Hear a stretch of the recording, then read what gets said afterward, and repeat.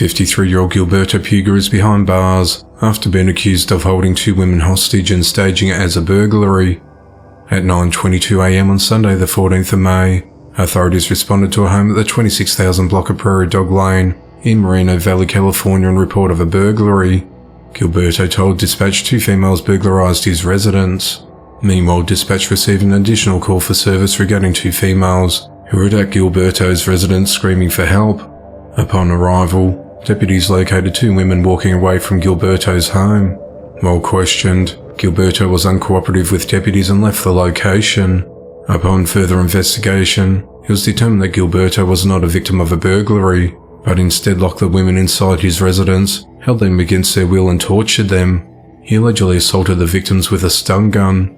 The victims' identities were not revealed, and the authorities have not disclosed while they were in the house or any other details on how they knew Gilberto.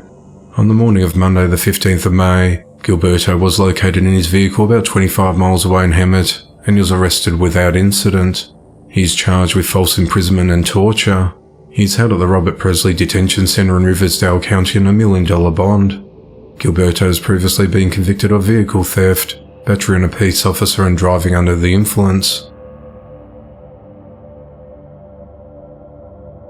2 people are dead following an early morning shooting on Friday. At 1:17 a.m. on the 19th of May, authorities responded to the lower unit of a residence at 1836 Broadway Street in Toledo, Ohio, on reports of shots fired. When officers entered the premises, they found 35-year-old Kayla Coleman and 49-year-old Jeremy Black dead from apparent gunshot wounds.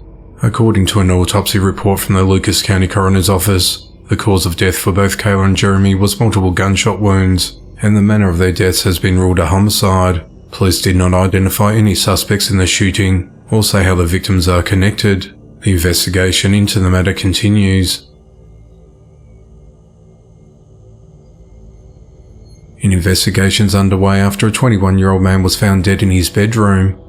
At 2:07 a.m. on Friday the 19th of May, authorities responded to a home at 212 Mahoning Drive in Lima, Ohio on reports of an unresponsive man. When authorities arrived at the residence, they found Zachary Coley in his bedroom deceased with a gunshot wound. His body's been transported to the Lucas County Coroner's Office for an autopsy. Shawnee Township Police said that further information will be released pending the results of that autopsy. Zachary was a graduate of Alida High School. He liked gunsmithing, hanging out with friends and travelling. Recently he enjoyed going to the casino. He's survived by his parents and 5 siblings. A suspect is on the run after a fatal shooting outside a bar in Long Island. The incident occurred at around 2 a.m. on Saturday the 20th of May, when 30-year-old Alex Smith was shot following a confrontation in the parking lot of Lindsay Torres Place, located at 373 Neighborhood Road in Massac Beach, New York. When first responders arrived on reports of a shooting, Alex was pronounced dead at the scene. Authorities have not named any suspects, but said they are searching for the shooter and are trying to determine the motive behind the killing. Authorities are asking for anyone with information on the case to contact Crime Stoppers. Alex worked for his family's tree service. He's one of 8 siblings and the younger brother of a former WBO light heavyweight champion boxer, Joe the Beast Smith Jr. He leaves behind 4 children ranging from 10 months to 9 years old. 46-year-old Sheree Harris was fatally shot outside a convenience store over the weekend. At 2:19 a.m. on Saturday the 20th of May, authorities responded to a Circle K convenience store located at 4150 Washington Street in Vicksburg, Mississippi on reports of a shooting. When officers arrived at the scene, they found Sheree unresponsive, lying in the parking lot with at least 1 gunshot wound. Warren County Coroner Doug Husky pronounced the man dead at the scene. Witnesses said the shooting began as a physical altercation before escalating to gun violence. Authorities said that a man was taken into custody at the scene and another was taken to the police station for questioning. However, no charges have been announced to date. The investigation into the matter continues. A woman who was 6 months pregnant fatally shot her toddler son before turning the gun on herself.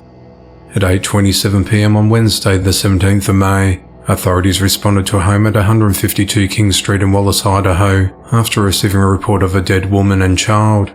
When deputies entered the residence, They found 33-year-old Elizabeth Lawley and her unnamed 2-year-old son, who were deceased with gunshot wounds. The Shoshone County Sheriff's Office said that the preliminary investigation indicates that Elizabeth likely killed her son and then fatally shot herself. Elizabeth's father was the first to stumble upon the scene. Neighbours said he returned to his home at around 6 p.m. and assumed his daughter and grandchild were napping in a separate room of the house. It wasn't until around 8:30 p.m. that he went to check on them and found their bodies. Sheriff Holly Lindsay said, "In my 19 years of service for the Shoshone County, I've never seen a Shoshone County Sheriff's Office so somber, so devastated. It was an extremely difficult day for the family, our office, and for this community," she said.